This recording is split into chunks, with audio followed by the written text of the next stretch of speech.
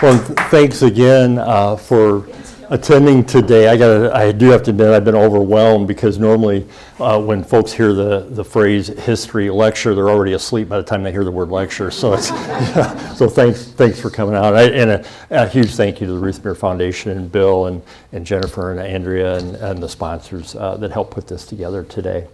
Again, my name is Mike Judson, and I have the honor to lead a small 501c3 nonprofit called 5 Middles Living History Incorporated. And our mission really is to reach out into the community and just teach and share the local history. And our primary focus is students. So at our event, which we happen to own, which is 5 Middles at the Trace, and the cards are on your seat, we have a dedicated student day, and in the last 3 years we've reached over 1,300 students and educators through our programming there. So it's a little rare to come indoors. Most of our work is outdoors, but it's a great pleasure to be here today. So where do we begin weaving this story about a character who was so important to our local history? This really is a looming question because oftentimes researching Native Americans is very challenging and certainly frustrating as well. And there's some things that we just do not know about him and possibly never will, so I thought I'd get those out of the way first. I'm going to interject right at this moment too. I have to enforce a rule that we didn't have to deal with at 11 o'clock, but there's some people here at 1 that I know, so there's no heckling. Now, if I don't know you, heckle away. For example, things that we just don't know about 5 Middles. We don't have any surviving images of him, and now you've seen some images on the screen so far of other Native leaders. And it would be customary that when they traveled primarily to Washington, they would have their image done there. And we don't know if 5 Middles had that done or not, and these images just didn't last over time. So we don't know. We can do a composite of what a typical Native American and how they would have been dressed and so forth, but we don't have an image of him. We don't know for sure when and where he was born. The great researcher, Dr. R. David Edmonds, who's done a ton of research on 5 Middles and local Potawatomi, he says 5 Middles was born in 1760 in southern Michigan. Well, I can buy the 1760. Southern Michigan is a big chunk of land, so we don't really know either just right where that might have been. We don't know who his parents were, we don't know his wife's name, and we don't know how many children he had. But his wife is mentioned by John Jackson in his 1872 interview with the Goshen Democrat. And and on this board, on these signatory pages, there is one of 5 Middles' signatures on the treaty and is notated by his son, and we've seen another document dated 1804 that mentions 2 sons. So that's about all we know of his family. We do know he had a brother, and I misspoke, we know one more family member, that he had a brother named Osmeet, and he signed the Treaty of Chicago dated 1821 and is notated on there as 5 Middles' brother. We don't know exactly where his village was, and I'll touch on that a little bit later this afternoon, nor do we know where his final resting place is. Now there's the rock at Baynardtown, and that we saw that on the Ruthmere website advertising the program, and that says he's buried near there.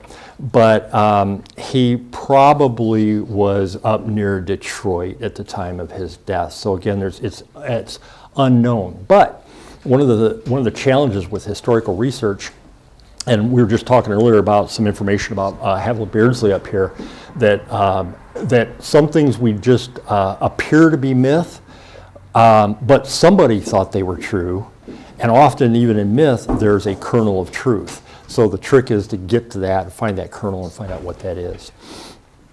His name and its source is an enigma and has suffered through a variety of spellings and pronunciations, often due to, and these treaties are another great example of that, there would be a translator and a scribe when these native leaders were coming together for a treaty. And so the translator hears the native leader speak and then translate that over to the scribe, and the scribe writes it down, and it's typically done phonetically. So I've seen 5 medals named in a number of ways. I prefer Wanangasea, but I've also seen Naungasai, Onaksa, Onaksi, Wawikshe, and Wagshe. Wanangasea translates as 5 medals or 5 coins. And one theory is that it resulted from all the peace medals that he would have collected, first from the British and then later the Americans. And in this one display case on the table here are examples, replica examples of some of the peace medals that Native chiefs would have collected. But that leads to a question. By that time that he would have been collecting these medals, he would have been a full-grown adult and a chief in the tribe. And so what was his name before that?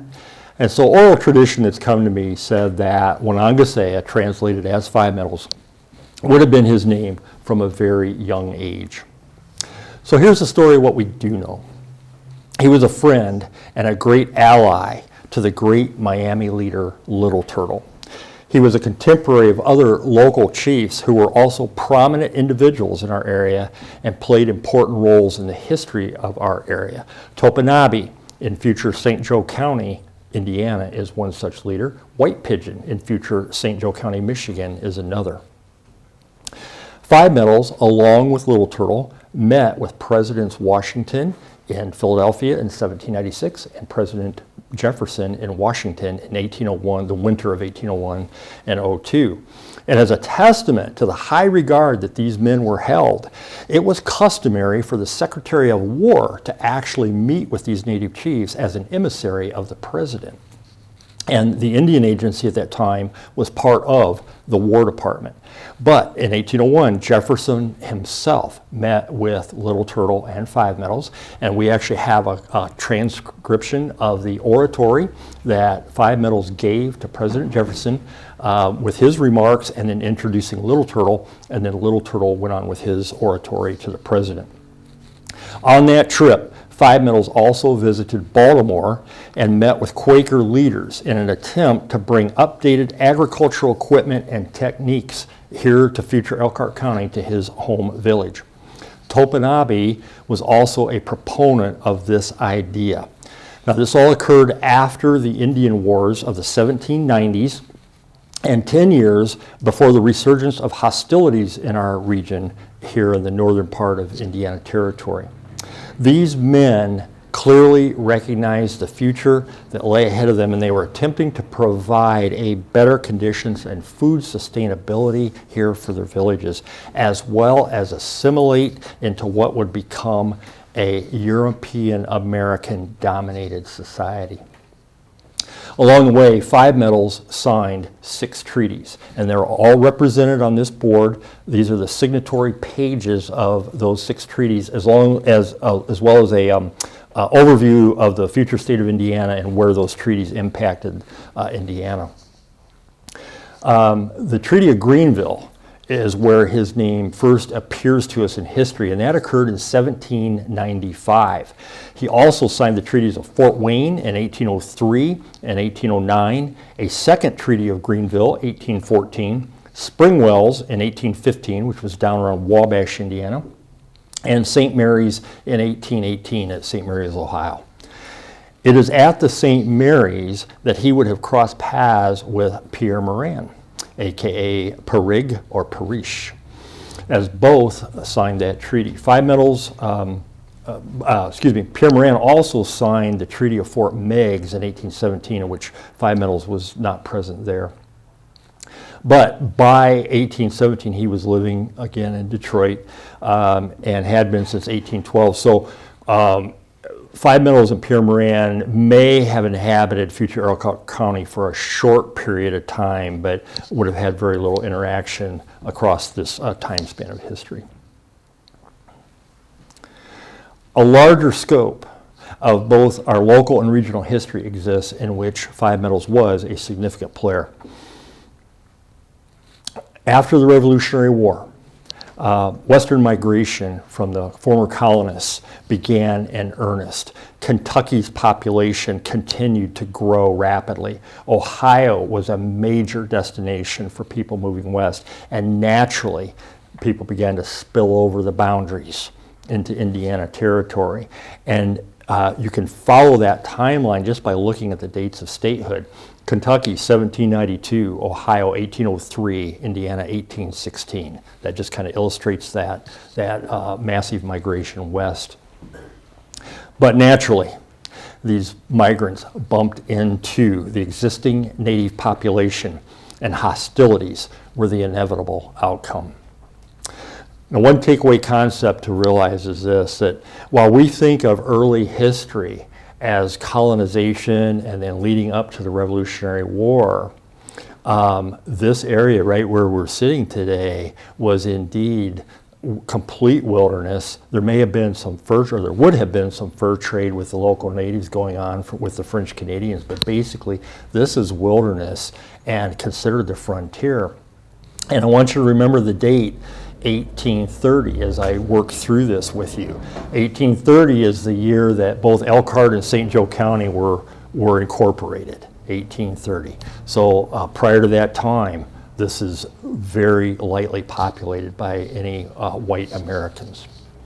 But the neat thing for us to remember today is, for those of us who live locally, this is our early history. Now, in the years following the Revolution, hostilities were ongoing throughout Ohio and Kentucky, resulting in over 1,500 deaths among white settlers. And though unrecorded, certainly a significant number among the Native Americans prior to 1789. Then things really heat up. One of the earliest large-scale armed conflicts occurred during October of 1790, when General Joseph Harmar brought 1,400 troops north towards Little Turtle's town at Kikianga, which is basically present-day Fort Wayne. Little Turtle and a Shawnee chief named Blue Jacket were waiting with 1,000 warriors. Folks, for this time and place, that was a big battle.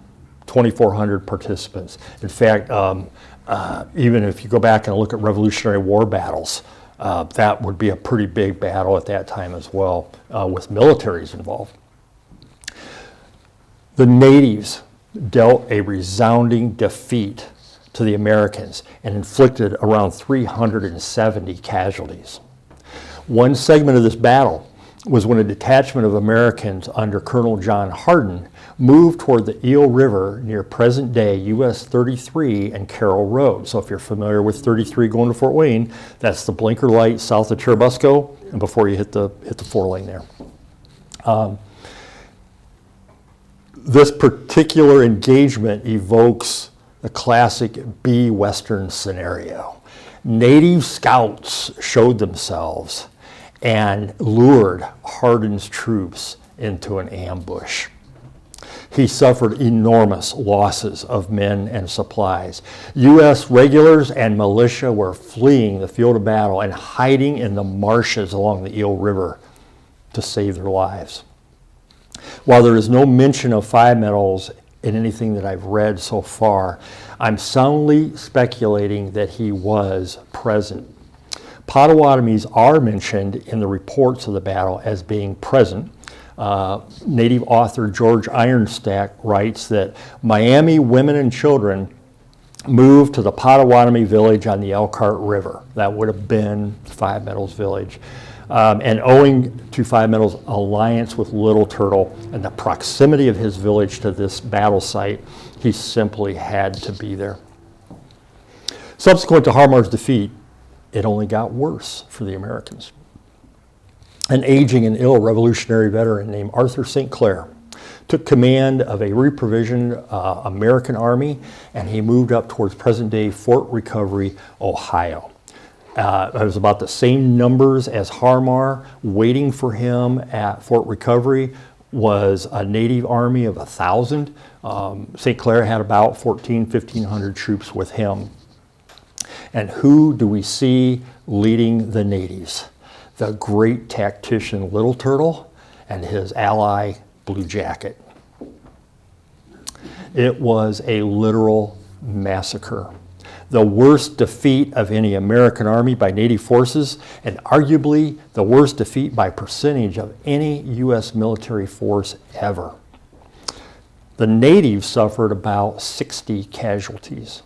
The U.S. Army, 935. That's a 67% casualty rate. Compare that to Little Bighorn. 323 casualties at a 46% casualty rate. Now, there is no evidence that I could find that 5 Metals was present at this battle, but this incident led to General Anthony Wayne being appointed commander of the United States Army. He restructured the Army into the Legion of the United States and implemented rigid training and returned to the region in the third expedition in 4 years. The result was the Battle of Fallen Timbers at present-day Toledo. And one incident to note about this particular battle. The British had remained a constant influence over the natives, sometimes covertly, sometimes overtly. And I believe that this was an early warning sign of the conflict that would erupt here 20 years later. Well, they had promised the natives sanctuary at Fort Miamis in current Maumee, Ohio, if the natives were driven from the field. As the natives abandoned the field of battle, they flocked to Fort Miamis. And as they approached, the gates were closed and refused them entrance. This day was certainly a low point for the Western Confederacy of Native Americans. Subsequent to that battle, one of the most significant treaties in our history was signed on August 3, 1795, the Treaty of Greenville. This was a distinct turning point in the lives of 5 Metals, Little Turtle, Topinabe, White Pigeon, and every Native American living in our region. 5 Metals was a signatory in the treaty, and our logo, you've seen the, it kind of looks like a bird, and it's on the card as well. Our logo for our nonprofit is a replica of his mark made by his hand on the treaty. Now, one of the observations we can make by studying the roster of participants on that day is that he would have been in the presence of men like Anthony Wayne, Wayne's adjutant, William Henry Harrison, with whom 5 Metals had a very long association. They were basically friends for a number of years. And other notable historical figures like William Wells, William Clark, and Meriwether Lewis. Did y'all know Lewis and Clark were at the signing of the Treaty of Greenville in 1795? The Treaty of Greenville issued in a new era. The Americans had exerted their military authority over the Native Americans, and there would be no more illustrious battlefield victories for the natives. William Wells was appointed Indian agent at Fort Wayne, and that is significant because Wells had been raised by the Miami, and he had fought on the side of the Miami at both Harmar's defeat and St. Clair's defeat. But he now returned to his roots and began working to build American and Native relations. Wells was in a unique position because he was married to Little Turtle's daughter. As you research these things and read these accounts, it becomes very evident this was a small, tight-knit world. Everybody knew everybody else. These natives traveled all around the area connecting. And each event, that's why some of these events that I mentioned where 5 Metals wasn't present, it's because it leads to the next thing where he was present. And so everything is connected throughout history. 5 Metals and other chiefs who became known as the peace chiefs or pro-American chiefs versus pro-British chiefs also saw the direction of the future and began working toward it. Hence the visits to Philadelphia and Washington and an attempt to improve their agriculture, stop the flow of whiskey, and generally improve relations with the white Americans. But around 1805, a Shawnee named Tenskwatawa, aka the Prophet, called for a rejection of both British and American influences and a return to the traditional Native lifestyle. His brother, however, was more militant. He had fought with Blue Jacket in the battles of the 1790s and envisioned a great Native confederation that would refuse to cede any more land, which of course quickly became a military situation for both the natives and the Americans. His name was Tecumseh. While fearless and impassioned by his cause, Tecumseh failed to learn the lessons of recent history. As recent as 1763, there was a great Ottawa chief in northern Michigan named Pontiac, and I think in the history books it refers to Pontiac's Rebellion. And he managed to unify the area tribes, and his goal wasn't to stop any more land cession, but to drive the European Americans completely off the land.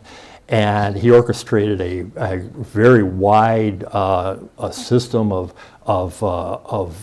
military activity and attacked forts, and he had a lot of success, but he ultimately failed. And secondly, Tecumseh had been at Fallen Timbers. He saw the might of the American army and certainly had to be able to read the tea leaves and see what the future was in store. His aggressive recruitment of villages and tribes to form an alliance was counter to the wishes of the older peace chiefs, and Tecumseh became an antagonist to the point of being an enemy to men such as Little Turtle, Five Metals, and Topinabe. Fast forward to 1811. Territorial Governor William Henry Harrison has had meetings with Tecumseh. The peace chiefs have had meetings with Tecumseh and his followers, and virtually all these meetings have turned hostile. Tecumseh and the prophet consolidated their followers at a place called Prophetstown, and there were over 1,000 warriors present. Has anybody been to Prophetstown? It's a state park, and it's just about 9 miles straight east of Lafayette, Indiana. Tecumseh left to go, I believe he went into Ohio to continue his recruiting of other villages and chiefs for his alliance. And he told his brother 2 things. Basically, don't do anything, and certainly don't engage the Americans. But by bringing such a large confederation together in one spot, a spark was ignited. They gave birth to the flames that would engulf the Indiana Territory for 2 years. Harrison learned that Tecumseh had left Prophetstown, and he mustered his troops and headed north as a show of force and to disperse the natives. Meanwhile, the prophet decided he would confront Harrison's army. He told his warriors they would be invincible to American bullets. The Americans arrived in the area. They camped about a mile away from Prophetstown, which today is Battlefield Park in Battleground, Indiana. And on November 7, 1811, at 4:30 a.m., the natives attacked. They actually gained ground. They broke through the American lines and actually gained ground early in the battle. But the superb generalship of William Henry Harrison filled the gap, strengthened the lines, and turned what could have been a defeat into a victory for the Americans, the Battle of Tippecanoe. The die was now cast, and hostilities would continue as the country plummeted toward war with Great Britain, known as the War of 1812. Now, while Five Metals was not at Tippecanoe, the battle is important to this story because it was the catalyst, as I said earlier, to future actions that would have a profound effect upon his life. Another familiar name was at the Battle of Tippecanoe, Pierre Morin.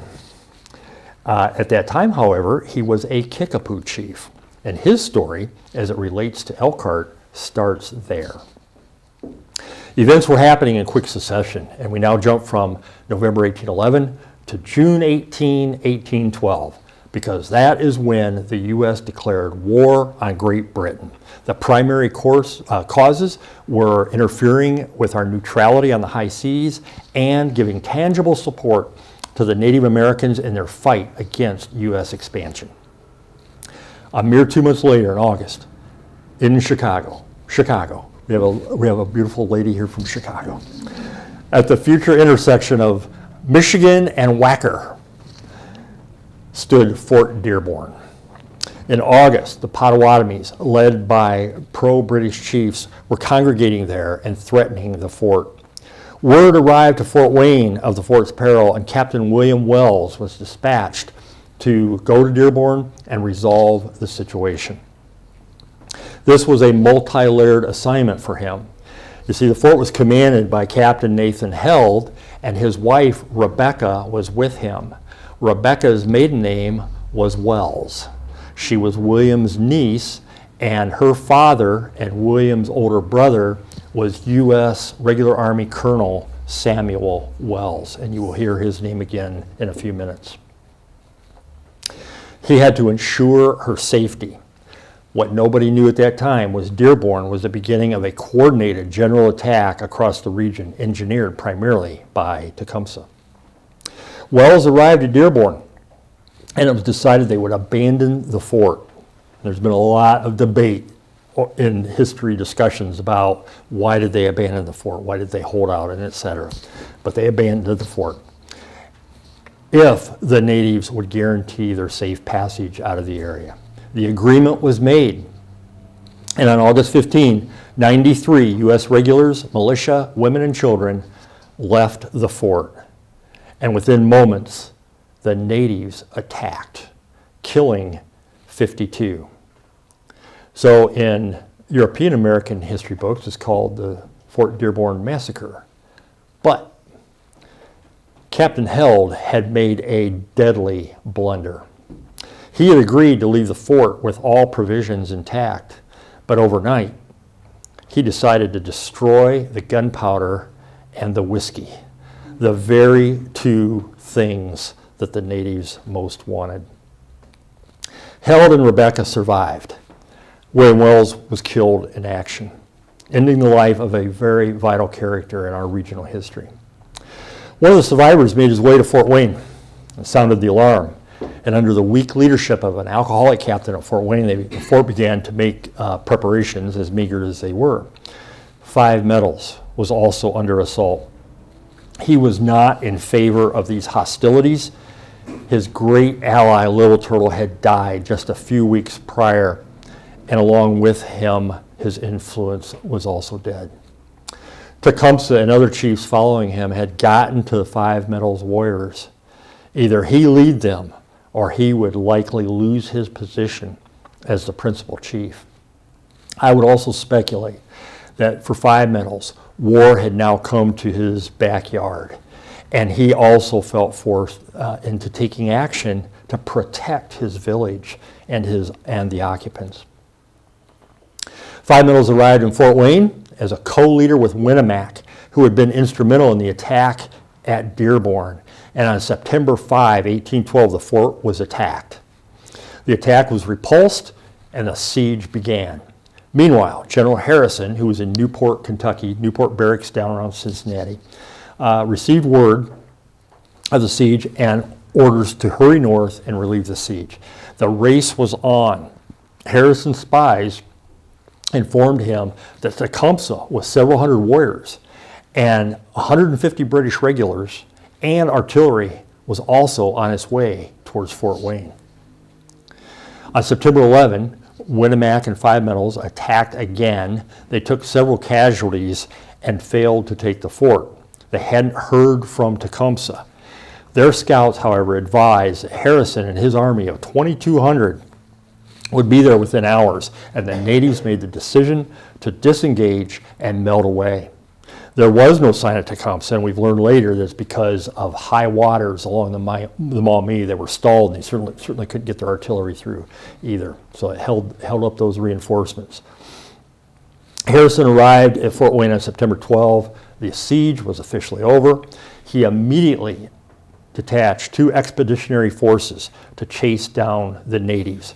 One force under Colonel Simrall, and I think we saw his gravestone on the screen here, Colonel Simrall traveled west after Winnemac, and the other force traveled north in pursuit of Harrison's old friend, 5 Metals.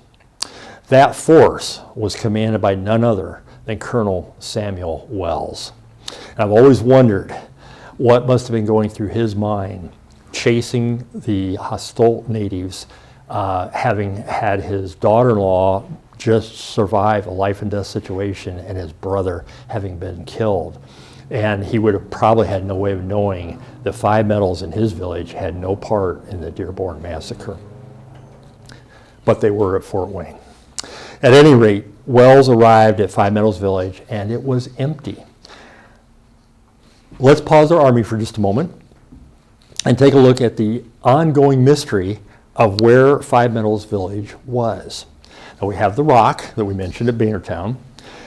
There's a possible site on the west side of 15, just south of Waterford.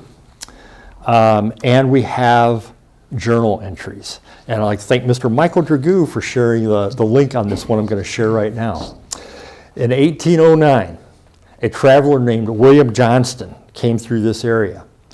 He had passed through present day, and I had written Chain of Lakes, but I think probably more somewhere between Benton and Ligonier.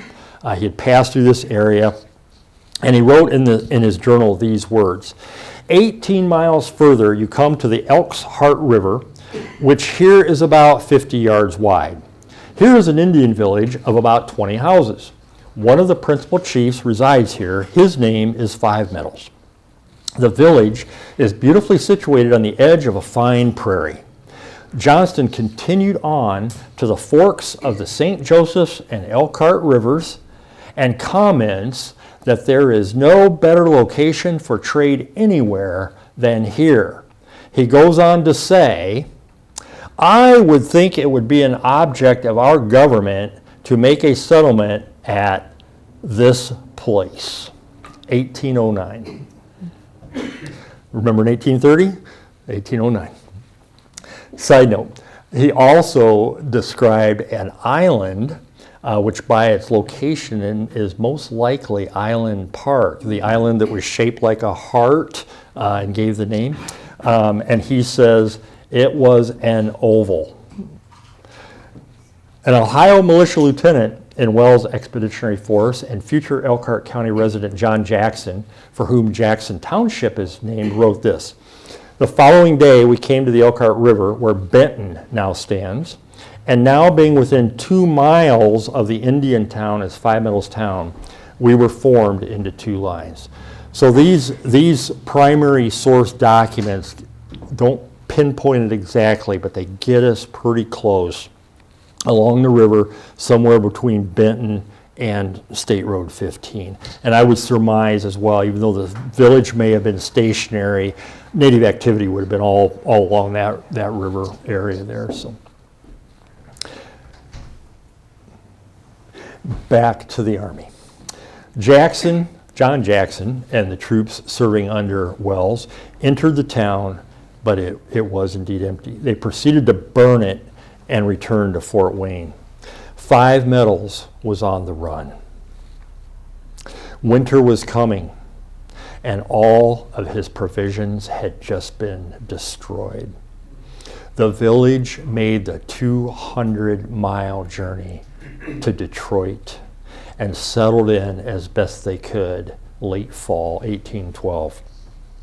The reason they went to Detroit is because Detroit had fallen to the British.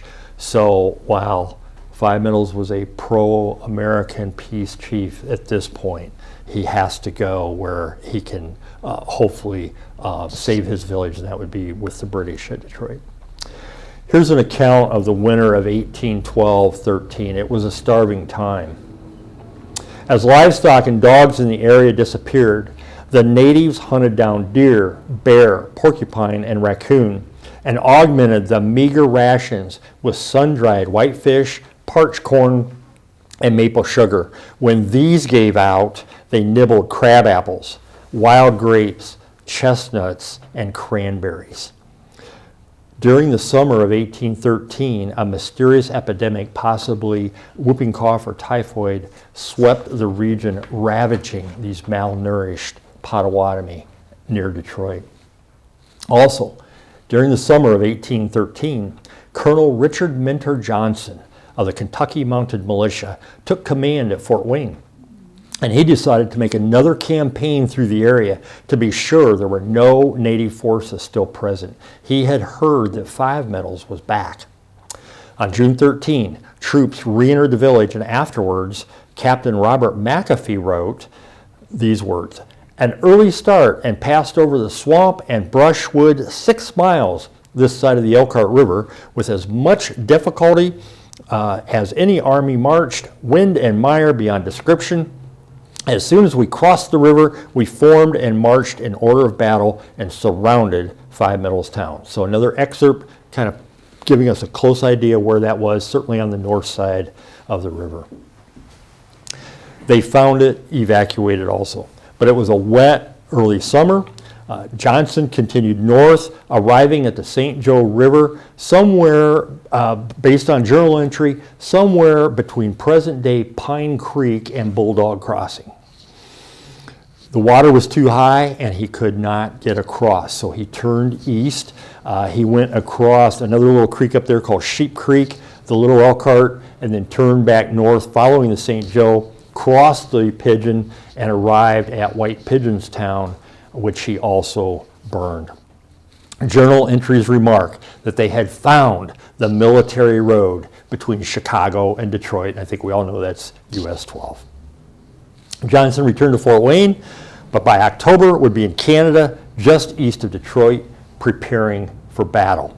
Meanwhile, British General Proctor at Detroit is desperately trying to get Five Metals and other chiefs to combine forces and head into Canada and join Tecumseh and the army. Five Metals is stubbornly holding out.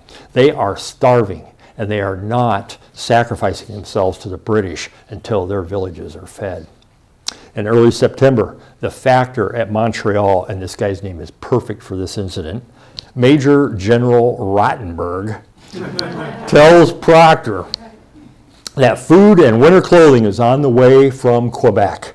Proctor knows it's a lie, but he feeds that information anyway to the natives, trying to get their participation. By mid-September, no ships have arrived, and Five Metals, along with several other chiefs, refuse to budge. On October 5, 1813, the Battle of the Thames is fought, and the Americans soundly defeat a combined army of British and natives. Tecumseh gives the final measure and was killed in that battle. Legend has it that Richard Mentor Johnson was the instrument of Tecumseh's death, and as Harrison rode the Tippecanoe victory, Tippecanoe and Tyler too, into the White House, Johnson did also, writing his legend to the vice presidency in 1836. So in 1813, we had a future vice president ride right across Elkhart County. While the War of 1812 would last for another year, it was effectively over in the West, and the Native American presence was diminished and forever changed. Five Metals remained in the Detroit area and appears in history one more time, signing the Treaty of St. Mary's in 1818. Based on only 2 written sources that I found, he died somewhere between 1820 and 1829. And I struggle a little bit trying to reconcile the references to his wife and children being in Elkhart County around 1829, 1830. Those references come from John Jackson about 60 years after the date. Unless they had family here who had avoided the army or had come back. Five Metals, Wanangasea, was a great leader. He was a man who came to peace through the crucible of war. Using innovation and assimilation, he fought for the survival of his people against all comers, whether white Americans or Native Americans. He was caught solidly in a war between 2 worlds, and I think he did the very best that he could given the time and the place. The mission of our nonprofit is to not only engage and educate our youth and our citizens in our local history, but in doing so, keep the Five Metals name alive so that we remember his greatness, the faults, the humanity of individuals, both white and native, who walked this earth before we did. Thank you.